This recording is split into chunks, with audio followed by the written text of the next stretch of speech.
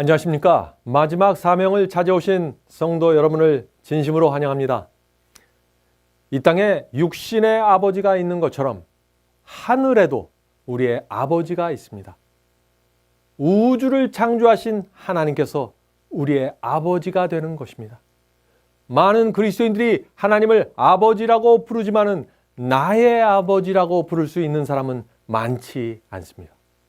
사도 바울은 하나님을 나의 아버지, 나의 아빠라고 부를 수 있는 그리스도인들은 따로 있다고 말하고 있습니다.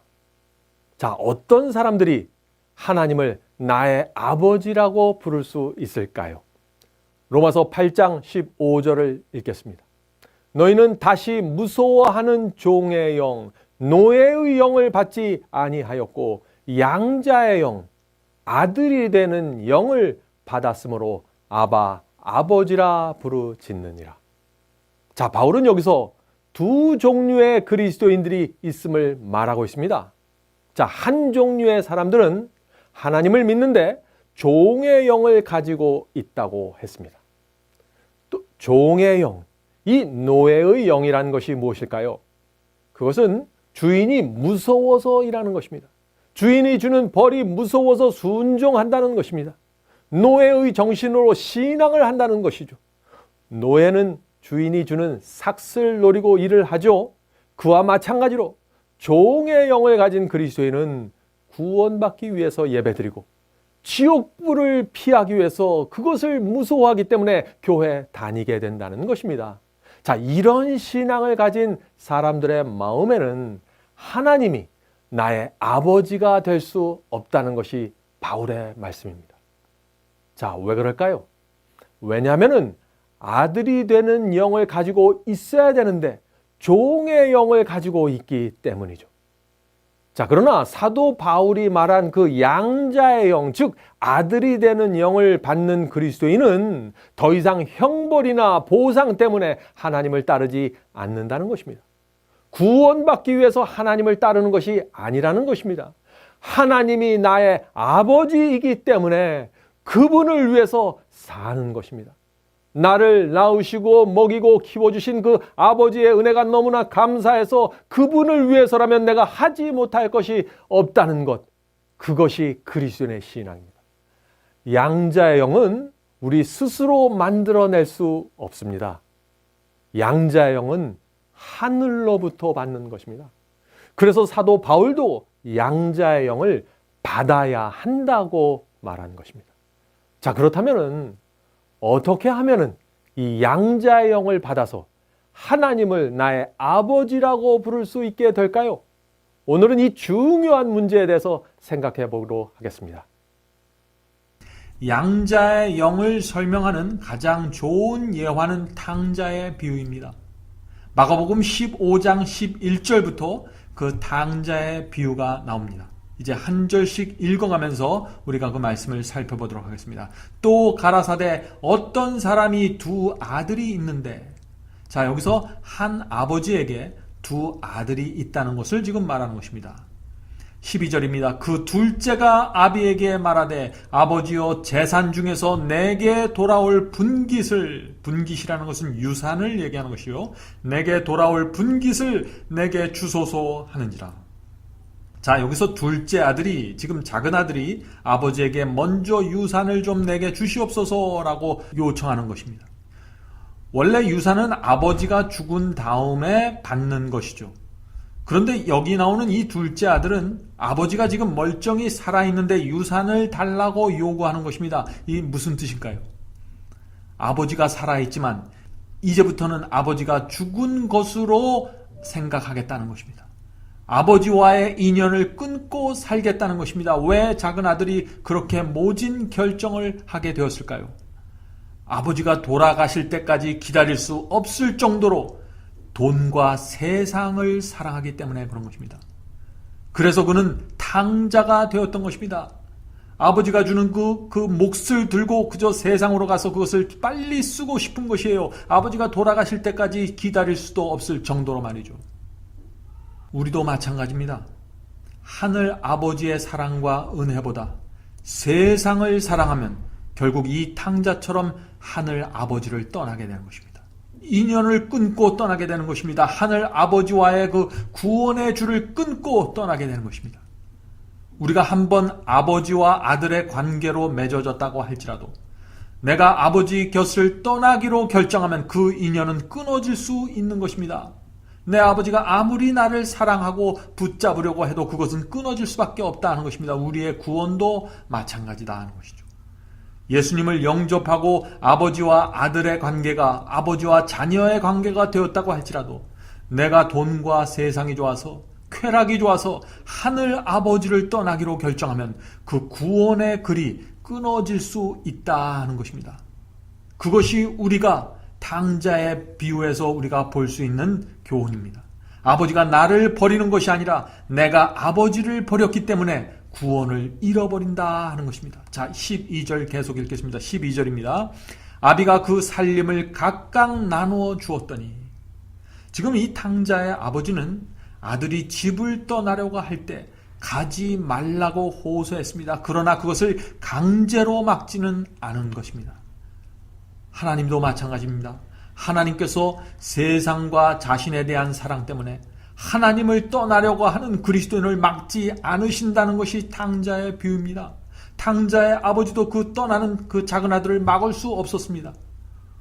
우리가 하늘 아버지를 떠나서 세상으로 갈 때 하나님께서는 우리의 길을 강제로 막지 않으십니다. 우리의 구원을 강제로 주지 않으십니다. 비록 우리가 하늘 아버지 곁을 떠나면서 하나님, 이 길이 당신의 뜻이 아니면 이 길을 막아주세요 라는 기도를 드려도 하나님께서는 그런 기도에 응답하실 수 없습니다. 왜 응답할 수 없을까요? 왜냐하면 하나님께서 그런 기도에 응답하지 못하는 이유는 이미 자신의 뜻에 대한 애착이 가득한 상태에서 기도를 드렸기 때문입니다. 내가 가고자 하는 길을 이미 정해놓은 상태에서 드리는 기도는 응답되지 않습니다. 기도는 내 뜻을 하나님께 알리고 주장하는 것이 아닙니다. 기도는 하나님께 때를 써서 내 뜻을 관철시키는 것이 아닙니다. 기도는 하나님의 뜻이 무엇인가를 묻는 것입니다. 주여, 당신의 뜻을 가르쳐 주시옵소서 하는 것이 기도입니다. 내 뜻대로 살지 않고 하나님의 뜻대로 살기 위해서 간절한 마음으로 묻는 것이 바로 기도다 하는 것입니다. 자, 13절 보겠습니다. 13절입니다. 그 후 며칠이 안 되어 둘째 아들이 재산을 다 모아가지고 먼 나라에 가 거기서 허랑방탕하여. 세상으로 나가면 처음엔 좋습니다. 죄와 세상은 재미있는 것입니다. 그래서 많은 사람들이 오늘도 넓은 길을 선택하는 것이죠. 그러나 시간이 지나가면서 후회와 실망과 좌절이 찾아오게 됩니다. 사단이 인도하는 길은 항상 그렇습니다. 처음에는 쾌락과 재미로 시작하지만 그 끝은 언제나 슬픔과 파멸과 멸망이 되는 것입니다. 예수께서는 지금 작은 아들이 아버지를 떠났다가 다시 회개하고 아버지께로 다시 돌아오는 그 과정을 4단계로 나누어서 지금 설명해 주십니다. 자, 그 4단계를 한번 살펴보기로 하죠. 첫 번째 단계입니다. 그 재산을 허비하더니 다 없이한 후에, 자, 지금 이 작은 아들이 탕자가 되어서 나가서 그 재산을 다 허비한 후를 지금 말하는 것입니다. 하늘 아버지께 돌아오기 위해서는요, 자신이 붙잡고 있던 것이 다 허비돼서 없어져야 합니다. 자신이 믿었던 것이 다 사라져버리고 말아야 됩니다. 그래야 죄인은 세상으로부터 돌이킬 수 있는 것입니다. 조금이라도 이 세상에 미련이 남아있으면 세상에 대한 끈을 놓지 않는 것입니다. 그러므로 돈이 없어지고 명예가 사라지고 건강이 무너지고 다 모든 것이 허비되고 없어지는 것이 하나님의 은혜가 될 수 있는 것입니다. 왜냐하면 그것이 하늘 아버지께 다시 돌아올 수 있는 첫 번째 단계가 될 수 있기 때문입니다. 자, 그렇다면 하나님께 돌아오는 두 번째 단계 읽어보겠습니다. 두 번째 단계는 그 나라에 크게 흉년이 들어 저가 비로소 궁핍한지라. 자, 이 탕자가 먼 곳으로 갔는데 그 나라에 갑자기 큰 흉년이 들어서 탕자가 궁핍하게 된 이런 상태가 되는 것입니다. 자, 때때로 하나님께서는 우리를 돌이키기 위해서 갑자기 환경을 바꾸십니다. 잘 나가다가 갑자기 흉년이 들게 해서 궁핍하게 만드십니다. 전에는 아쉬운 것이 없이 살았는데 갑자기 망해서 이제는 단돈 10,000원이 아쉽게 되는 것입니다. 그런 일이 우리 주변에서 일어나게 될 때 우리는 하나님께서 탕자인 나를 구원하기 위한 역사를 시작하셨다는 사실을 깨달아야 하는 것입니다. 그러나 많은 경우에 죄인들은 그 정도에서 돌이키지 않습니다. 이 두 번째 단계에서 돌이키지 않아요. 세상에 대한 미련과 희망을 놓지 않고 절벽 끝까지 걸어가게 되는 것입니다. 자, 그러면 세 번째 단계가 어느 단계가 될까요? 탕자가 하나님께 다시 돌아오는 세 번째 단계입니다. 그 나라 백성 중 하나에게 붙여 사니. 자, 지금 이 탕자가 그 먼 나라에 가서 그 나라의 사람들 중 하나에 붙잡혀서 지금 노예가 되는 것입니다. 결국에는 사람의 노예가 되는 것입니다. 돈의 노예가 되었고 세상의 노예가 되었습니다. 이 탕자가 말이죠. 하늘 아버지의 아들로 살 때 누리던 그 존귀함과 고결함을 잃어버리고 세상에 나가 참담한 삶을 살아가는 것입니다. 부도덕하고 존경받지 못하는 삶을 살게 되는 것입니다. 탕자의 비유는 하나님의 사랑을 거절하고 세상을 추구한 사람이 결국 어떻게 되는가를 보여주는 것입니다. 탕자의 비유는 하늘 아버지보다 자신의 뜻과 목적을 더 사랑한 사람이 다시 하나님의 품으로 돌아오는 데에는 고난이라는 과정을 통과해야 한다는 사실을 우리에게 보여주는 것입니다. 하나님을 떠난 탕자는 결국 돼지 우리의 고난까지 들어가게 됩니다. 자, 그 말씀을 읽어보죠. 그가 저를 들로 보내어 돼지를 치게 하였으며 저가 돼지 먹는 쥐엄 열매로 배를 채우고자 하되 주는 자가 없느니라. 자, 이게 지금 사람의 노예가 돼서 들로 나가서 돼지를 치는데 그 돼지가 먹는 쥐엄 열매로도 지금 배를 채우고 싶은데 그것도 지금 제대로 되지 않는 것이에요. 세속과 자아에 대한 애착을 끊고 하늘 아버지께로 돌아오기 위해서는 돼지 우리에 떨어지는 연단의 과정이 필요한 것입니다. 왜 우리가 돼지 우리 속에서 고통을 당해야 합니까? 하나님을 버리고 사단을 선택했기 때문에 그런 경우가 생길 수 있는 것입니다. 우리가 좁은 길을 버리고 넓은 길을 택했기 때문에 그런 상황이 생기게 될 수 있는 것입니다. 하나님께서 우리의 주인이 되지 않기 때문에 우리가 돼지 우리의 주인 밑으로 들어가서 부패하고 추한 생애를 살게 되는 것입니다. 겉으로는 하나님이 나의 주인이라고 말하면서 마음속으로는 다른 것을 섬기고 살면 결국에는 우리가 돼지 우리 속으로 들어가는 그런 상황이 일어난다는 것이, 참담한 상황이 일어난다는 것이 탕자의 비유가 주는 교훈이 됩니다. 작은 아들이 떠날 때 아버지는 아들에게 너는 내 사랑만으로는 만족할 수 없니? 라고 물었습니다.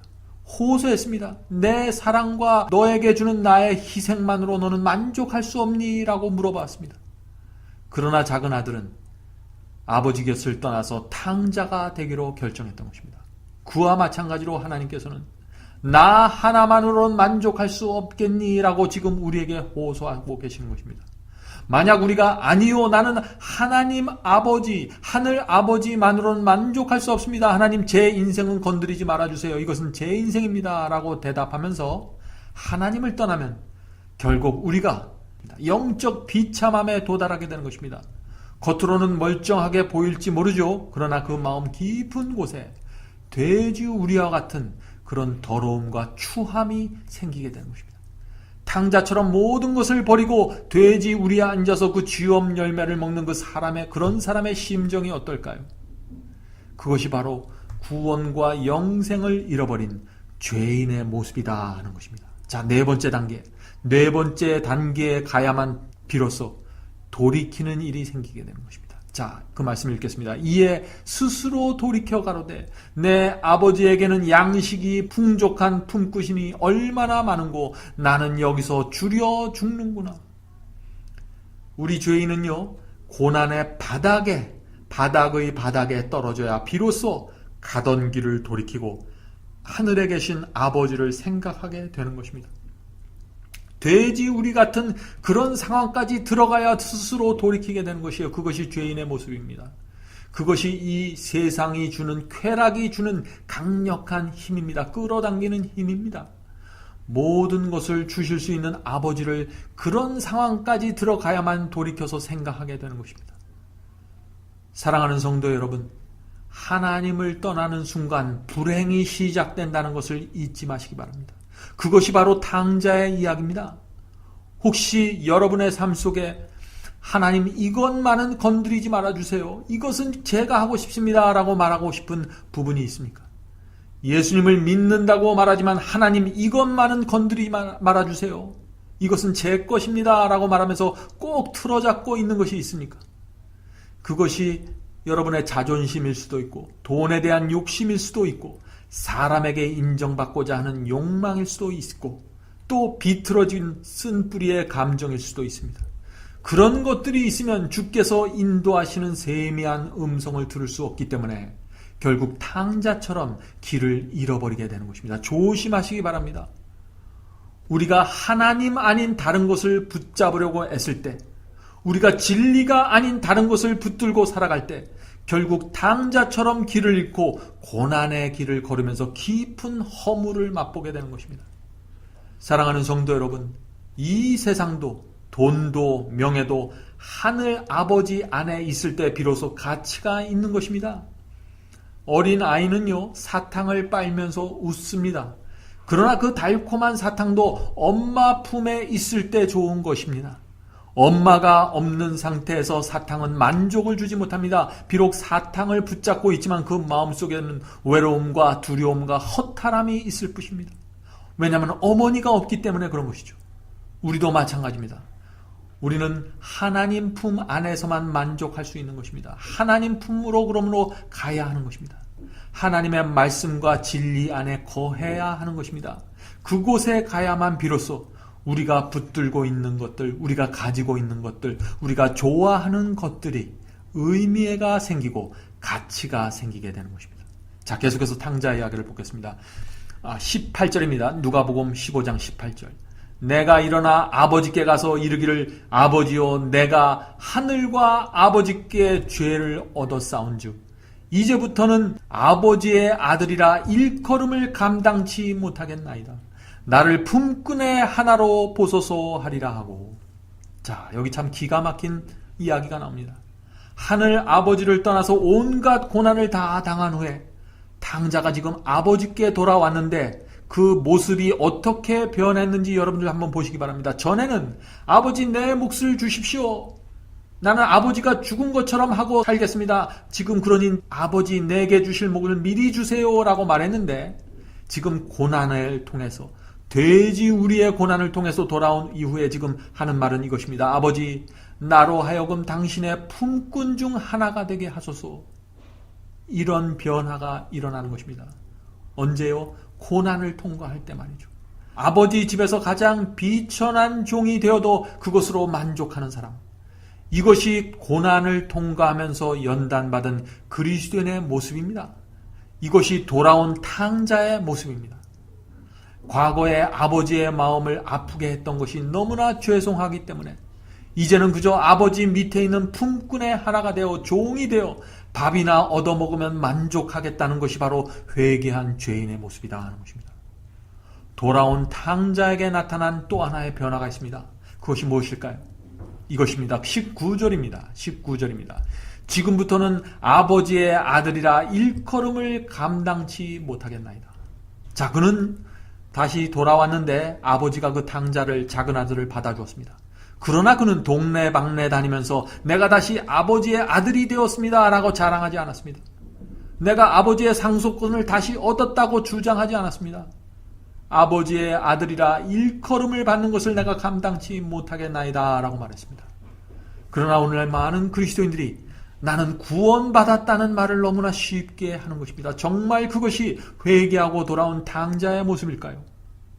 세상을 사랑하고 심지어 마음속에 죄를 품고 있으면서도 나는 구원받았습니다, 나는 언제 구원받았습니다 라고 주장하는 그리스도인들의 모습을 볼 때마다 두려움을 느끼게 됩니다.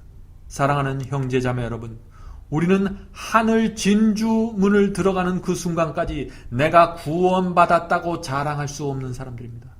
사도 요한은 구원받아서 하늘에 간 성도들이 하나님의 보좌 앞에 자신이 쓴 면류관을 던지면서 무릎을 꿇을 것이라고 부복할 것이라고 했습니다. 왜 구원받은 성도들이 면류관을 벗어서 하나님의 보좌 앞에 내려놓을까요? 자신의 공로가 전혀 없기 때문입니다. 자신이 죄를 용서받고 구원받은 것은 완전히 하나님의 은혜와 그리스도의 피로 이루어졌다는 사실을 너무나 잘 알기 때문입니다. 자신이 구원받을 자격이 너무나 부족하다는 사실을 알기 때문입니다. 그러므로 우리는 함부로 나는 구원받았습니다 라는 말을 할 수 없는 것입니다. 왜냐하면 혹시라도 나의 부족함과 죄 때문에 하나님의 영광을 가리고 하나님께 누를 끼칠 수 있기 때문에 그런 것입니다. 내가 쓰러지고 넘어졌을 때 사단이 나의 허물과 죄를 지적하면서 하나님을 조롱할 수 있기 때문에, 나의 하늘아버지를 조롱할 수 있기 때문에 내가 마음대로 그렇게 말할 수 없는 것입니다. 돌아온 탕자의 마음도 그러했던 것입니다.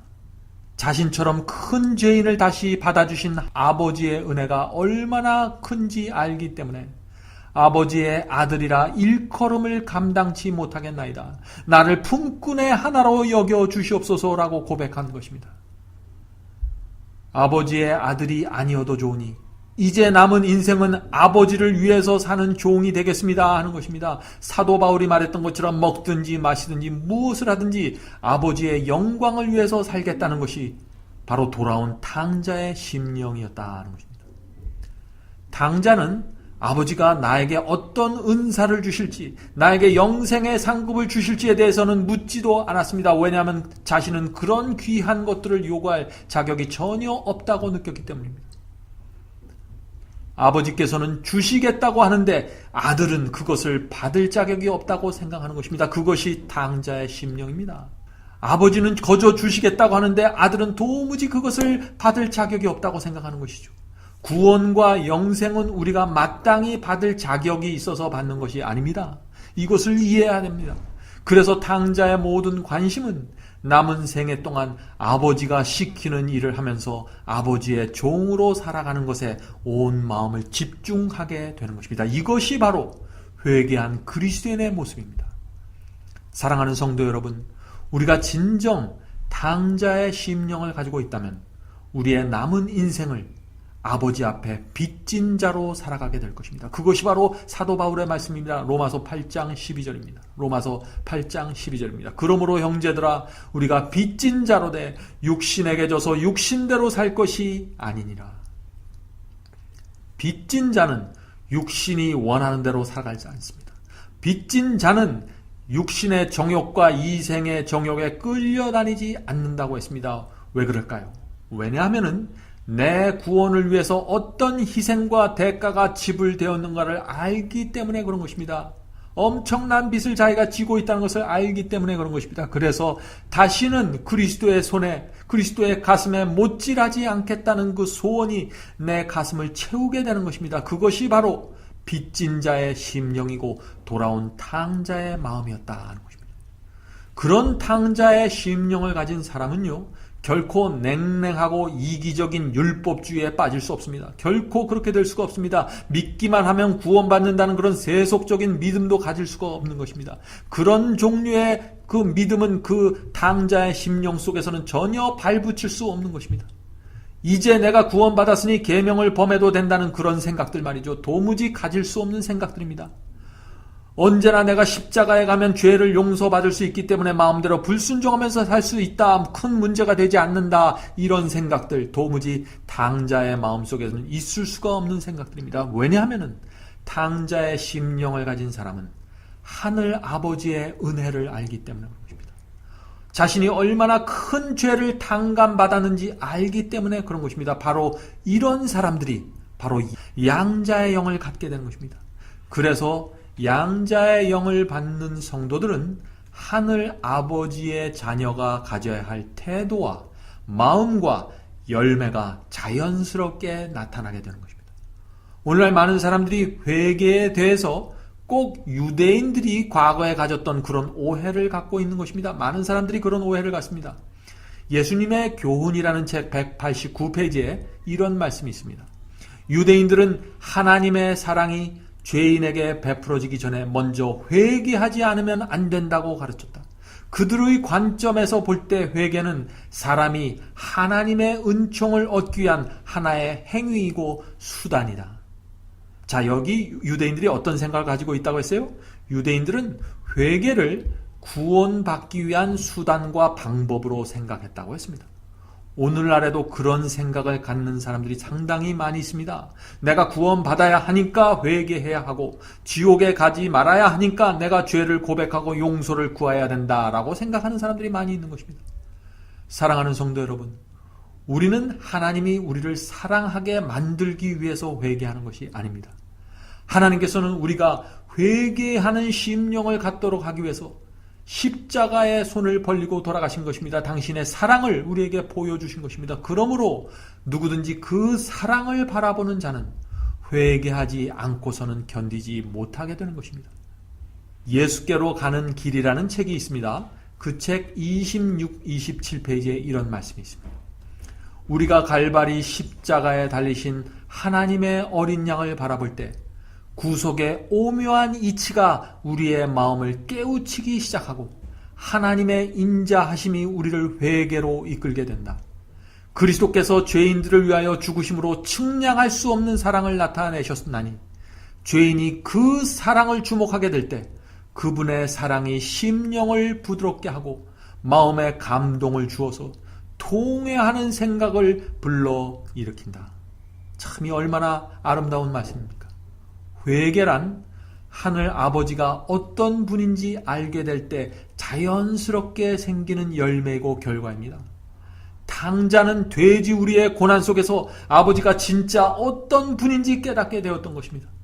아버지 옆에 있을 때는 몰랐는데 탕자가 돼서 나가서 세상에 살면서 고생하다 보니까 정말 아버지가 어떤 분이라는 것을 깨닫게 된 것입니다. 회개란 우리의 마음으로부터 하늘 아버지에 대한 감사와 죄송스러움과 내 자신에 대한 미움이 뒤섞여 나오는 것입니다. 그렇기 때문에 용서에 대한 감사가 나오면서 하늘 아버지의 마음을 아프게 했던 죄에 대한 슬픔이 또 생기고 또 동시에 구원의 확신이 생기지만 결코 그것을 자랑하지 않는 이런 여러 가지 정신과 태도를 한꺼번에 갖게 되는 것입니다. 그래서 회개는 우리 속에서 성령의 그 9가지 열매들을 풍성하게 맺힐 수 있도록 인도해 주는 것입니다. 회개도 용서하심도 의롭다 하심도 모두 하나님의 선물입니다. 예수께서 우리에게 그 선물을 주지 않는 한 진정한 회개의 경험을 할 수 없는 것입니다. 맛볼 수 없는 것입니다. 바로 여기에 많은 그리스도인들의 고민이 있습니다. 사람들이 회개를 말하지만 그것이 정말 무엇인지 모르고 말하는 경우가 많이 있습니다. 왜냐하면 참된 회개를 하고 싶은데 그것이 내 마음대로 되지 않기 때문이죠.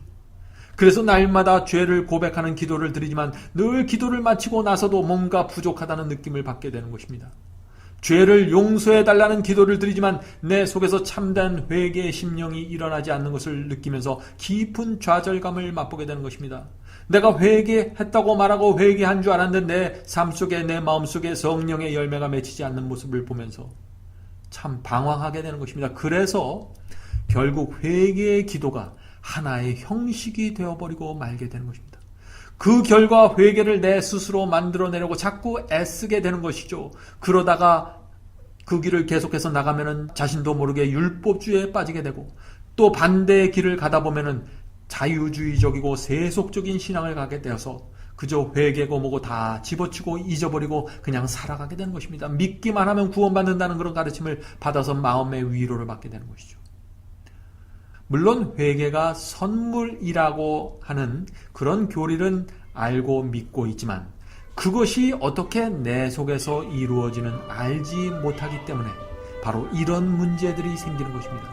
상하고 통회하는 심령이 어떤 것인지 잘 알지 못하는 것입니다. 그래서 자꾸 잘못된 경험 속으로 들어가게 되는 것입니다.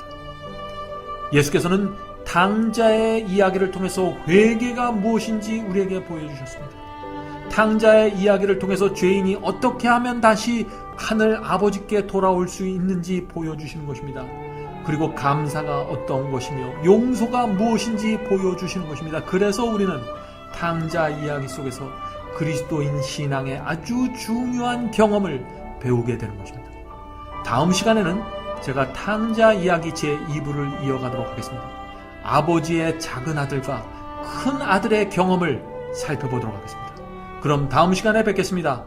안녕히 계십시오.